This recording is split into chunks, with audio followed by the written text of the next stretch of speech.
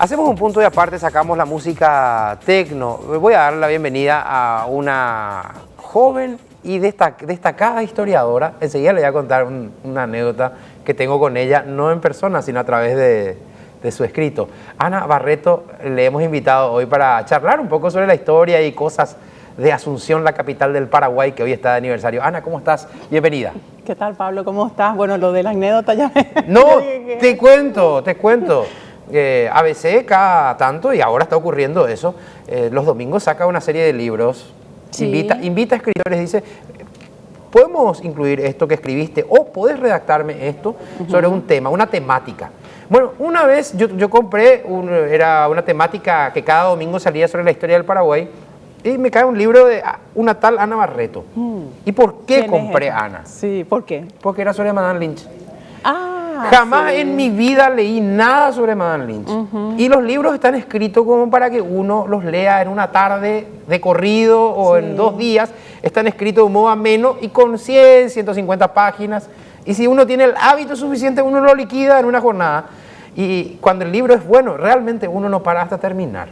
Gracias. Y sobre todo la Pablo. novedad que jamás Ana leí sobre Madame Lynch. Y cortito. Y cortito, y me hiciste llorar. Así luego. Sí, porque cuando terminé dije, ¿y por qué esta señora no está en el Panteón de los Héroes? Digo, no porque haya sido una virtuosa, sino porque también acompañó en la tragedia al Paraguay siendo extranjera. A eso nomás me refiero, ¿verdad? Sí. ¿Por qué, aunque sea ella, no está en el Panteón de los Héroes? Yo creo que Stroessner nos animó, la trajo de Europa y está en el Recoleta, pero en aquella época nos animaron a tanto, a llevar a una mujer tan controvertida, ¿verdad? La querida. Así se decía. Se enfrentaron a la iglesia. Sí, así se decía a las amantes antes. La querida a las parejas que no eran la esposa, se le decía las queridas. Y bueno, acá de manera despectiva la sociedad paraguaya decía la concubina, la querida del mariscal, ¿verdad? Bueno, dejamos ese tema, te felicito y te agradezco. Me hiciste conocer a Madame Lynch, sinceramente te digo. Gracias, y Pablo. era una época de una ola de publicaciones que vinieron después sobre... Hasta ahora. ABC siempre, ahora ABC tiene una tanda de libros sobre la democracia, sobre 30 años de democracia. Sí. Ese fue mi primer libro, el que estás hablando, que también salió, fueron varios personajes importantes, o sea, que van a través de su vida contando hitos de la historia del Paraguay.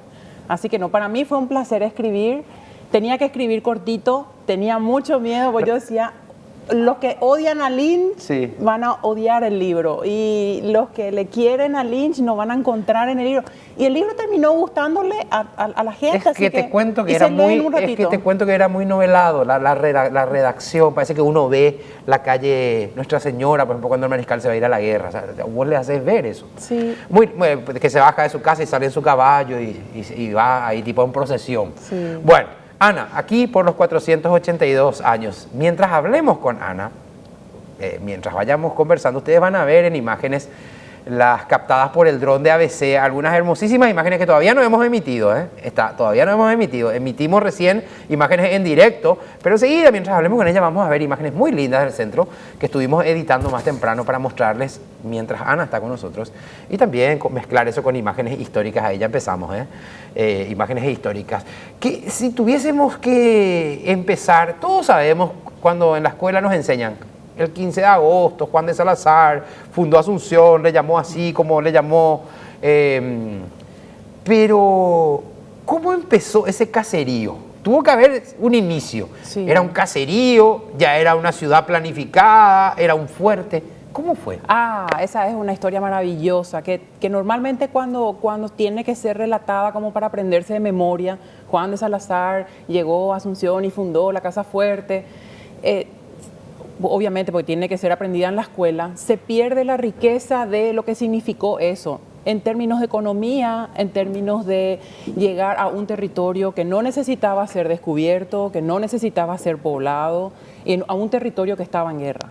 Para entender la importancia de Asunción como madre de ciudades, o como la primera ciudad del Río de la Plata, y desde el lugar de donde se terminan fundando las otras ciudades, es importante saber de que de la fallada expedición de Solís al Río de la Plata, fue una expedición que terminó naufragando. Uno de los sobrevivientes, Alejo García, vivió donde hoy conocemos como el territorio Santa Catarina, en Brasil.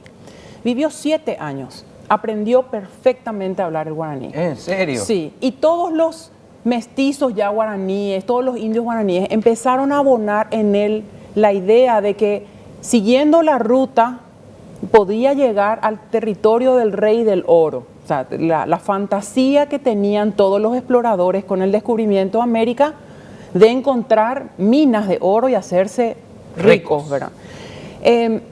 Durante todo este tiempo, Alejo García armó él una expedición y a su expedición se le sumaron 2.000 indígenas guaraníes de ese territorio, del territorio que hoy conocemos como el estado de Paraná, como el estado de Santa Catarina. Pero con la ventaja del idioma. Alejo García hablaba perfectamente bien Por eso guaraní. digo, nuestro descubridor ya venía con el idioma incorporado, una cosa increíble, yo jamás escuché eso. Él cruza caminando desde Santa Catarina, Sí. o sea, cuando estamos bañándonos ahí en las playas de Florianópolis, él sale caminando, cruza toda la región oriental del Paraguay, Sí. y van sumándosele más guaraníes. Sí. Porque si bien es cierto, Alejo García quería llegar a las estribaciones andinas y descubrir el imperio del Rey del Oro, los guaraníes tenían otro interés. El ser guaraní estaba vinculado al espíritu de la guerra. Entonces el espíritu y la vida de un guaraní estaba forjada en cuántos días o cuánto tiempo de pelea había vivido. Entonces para ellos hacer la expedición y cruzar el Chaco representaba todo lo otro que no era guaraní. Cruzar el Chaco, en hacer pillerías, robar mujeres, asesinar en rituales, la antropofagia, en comerle Sí. a un guerrero Enemigo, de otro. capturado. Sí, era lo que a los guaraníes ellos creían que era lo que los hacía más fuertes. O sea, habían esas constantes necesidades como de mejorar el espíritu guerrero, llegar a comerle al enemigo. Era el máximo ritual que tenían.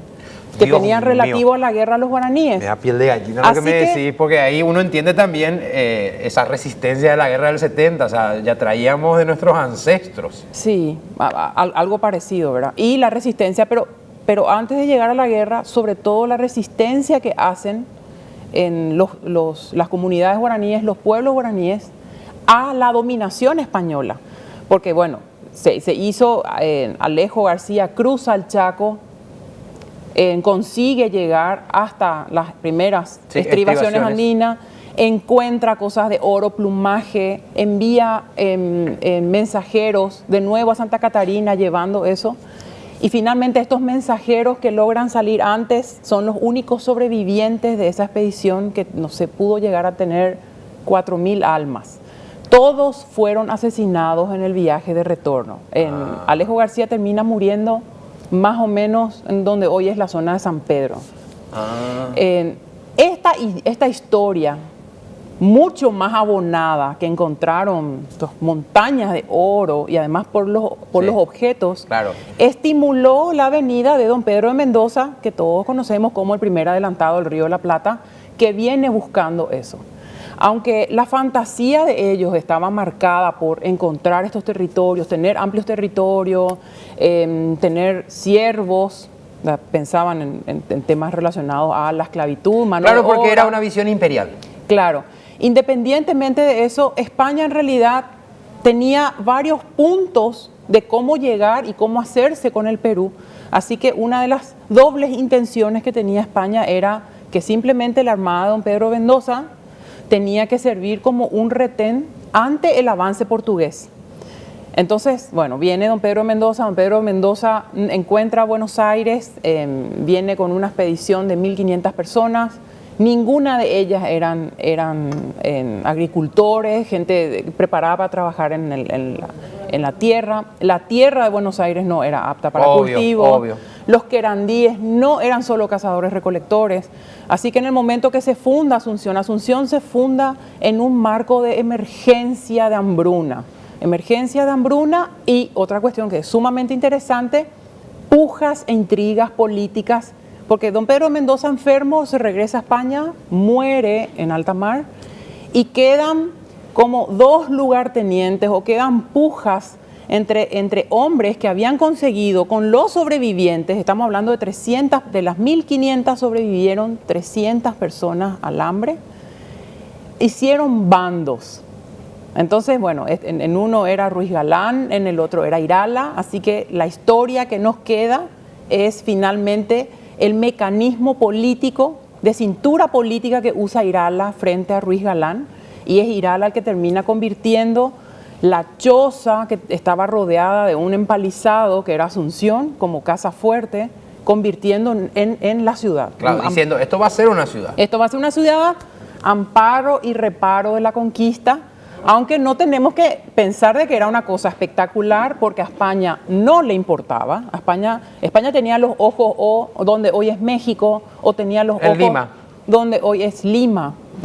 Estaba mucho más interesada en la comercialización directa desde los centros de producción de las minas hasta la salida al mar. O sea, para España Asunción era una especie de cuartel de paso, de cuidar sus... Ni de paso, Nada. porque el camino al Alto Perú ya estaba. Muy bien. Era un fortín que tenés en el fondo del terreno, como para que no te entre el perro del vecino. La cucha del perro era, la cucha del perro. Entonces, gracias a Domingo Martínez de Irala, de él estamos hablando, es él el que dice, no, esto tiene que ser una ciudad.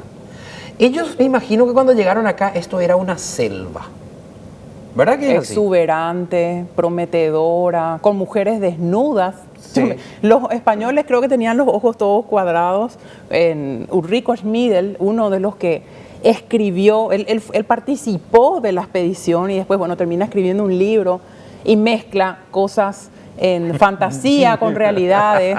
Por ejemplo, bueno, pero hay que entender también que cuando Ulrico Schmidl viene, era alemán. ¿Por qué viene con una expedición española? Porque en ese momento era el imperio Carlos V, era mucho más grande de solamente España.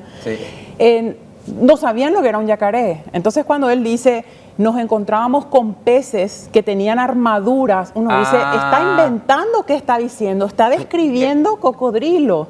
O bueno, en un momento dado dice que llegaron a una tribu en el Chaco que eran solo de mujeres, y eran todas así una especie de amazonas, enormes mujeres, que se sacaban un pecho, uno de los lados del pecho, porque tenían que usar el arco y la flecha. Entonces va narrando de una manera propia para un ansioso lector europeo que no sabe, que no se podía imaginar lo que era este territorio. Lo que era este mundo. Claro, lo que era este mundo, que no era occidental. Ana, vos sabés que qué interesante, pero vamos a irnos 3.000 horas porque da tanto gusto. Sí, no, entonces salteamos un poquito, porque vos estás contando un poco el origen del por qué. El contexto. Y por qué es lo que es Asunción, ¿verdad? Sí. Que es otra cosa que tiene tu libro sobre Madame Lynch, ¿verdad? ¿Por qué Asunción no llegó a ser como Quito, como Lima, como Montevideo, que uno las ve tan linda, tan desarrollada? Porque acá hubo una guerra devastadora, pero no es que Madame Lynch y el Mariscal López no tenían pensado la urbanización de Asunción. Claro que tenían pensado casi replicar algo de alguna de esas ciudades escocesas y cosas así. Pero creo que el doctor Francia es el primero que hace la calle Presidente Franco, que la hace así.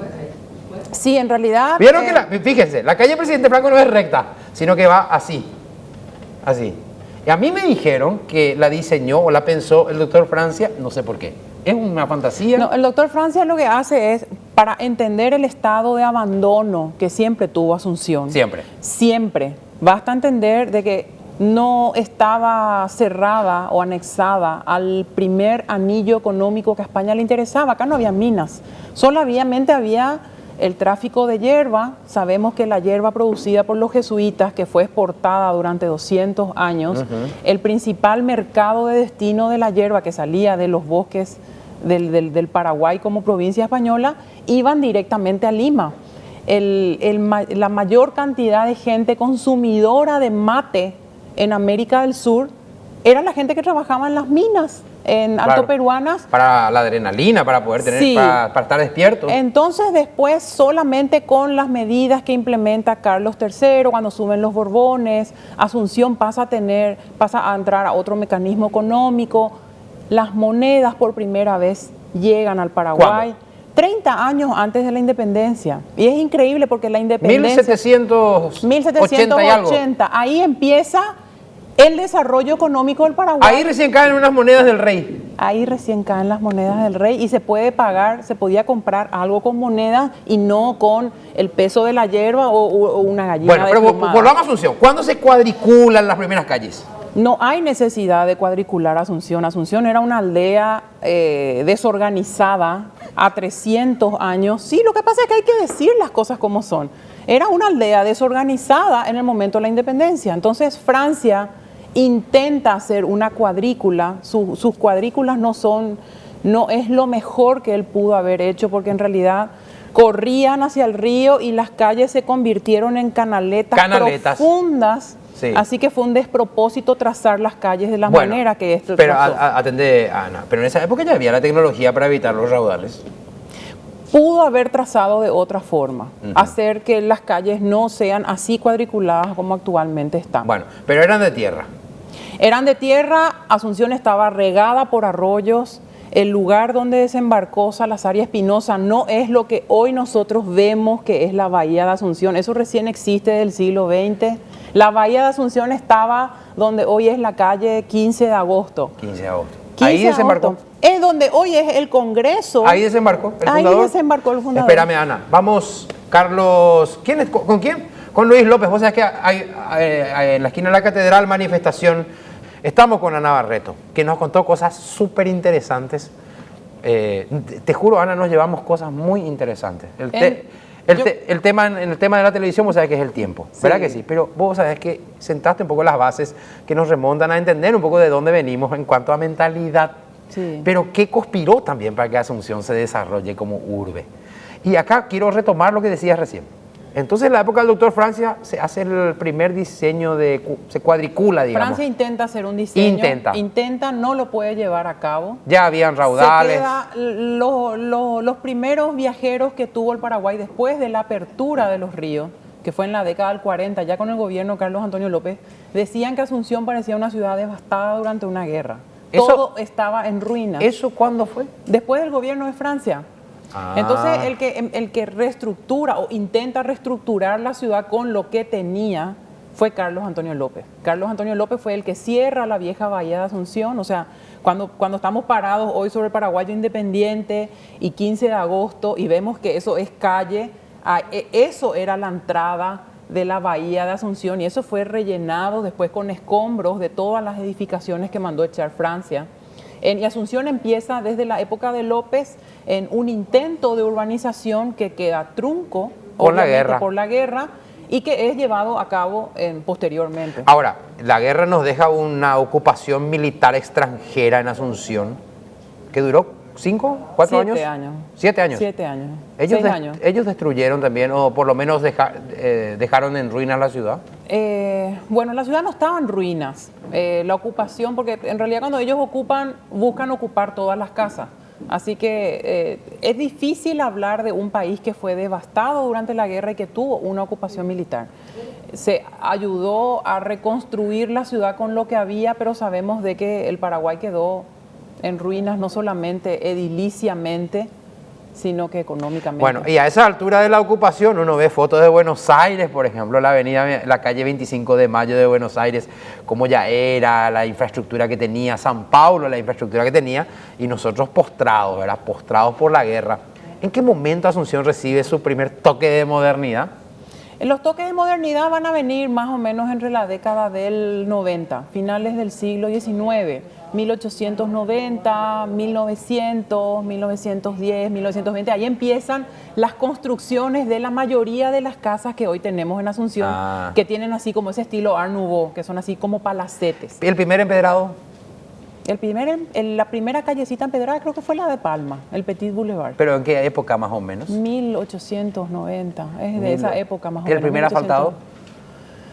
Eso no sé. La Casa de la Independencia sí sé que fue asfaltada en 1940. En 1940. O sea, en los años 30, ¿será que había alguna calle asfaltada? Yo he visto fotos. En los años 30 sí, habían unos adoquines preciosos. Preciosos. Palma. No, y el Paraguayo Independiente sí, también. La calle Estrella. Tenían todos adoquines, sí. ¿Y tenían iluminación también? Tenían iluminación, sí, la compañía americana de luz y tracción. Sí. ¿Verdad? La usina de Sajonia funcionó hasta hasta la entrada de la energía eléctrica a la represa de Caraí. Así que hasta 1960 se traía leña del Chaco y se tenía que fogonear los hornos de lo que hoy es la Ande en Sajonia. O sea, cuando le arrojamos piedra a nuestra ciudad capital, no tenemos en cuenta que esta es una historia que se arrastra, no sé desde cuándo. Pero hay otra cosa, Sí. Pablo, tipo para, no sé, si ya cerrar por el tiempo, es que lo que decías hace rato de la marcha y la Virgen y la iglesia, yo quiero decir de que fue en la Virgen de la Asunción, esa imagen que está ahí fue comprada en Nápoles en entre 1740 y 1750. O sea, es histórica esa imagen. Esa imagen tiene una historia que es la historia del Paraguay. López y Lynch le piden, ya estaba evacuada Asunción. La familia Zavala tenía consigo la imagen de la Virgen. Estamos hablando de Zavala, cuyos descendientes hoy son los Zavalas que conocemos. Eran los Zavala Delgadillo, ¿no? Ok. No te sabría decir Bueno, si eso es lineal. Bueno, le piden a los Zavala. Le piden a los Zavala, porque los Zavala eran los custodios, Petrona Zavala era la custodia de esa imagen. Le piden a la familia de que presten la imagen ya con Asunción evacuada para festejar el 15 de agosto de 1869 en Cacupé. En Cacupé. Piribehuica el 12 de agosto. Cacupé es cercada por los aliados el 12 de agosto y después el 16 es la batalla de Costañú. La imagen de la Virgen fue arrojada al suelo, abierta a hachazos para saber si no guardaba joyas adentro, desmembrada. La cabeza fue para Argentina, el torso fue para otra parte. Lo último que se encontró de la imagen de la Asunción fue una mano en la Chacarita.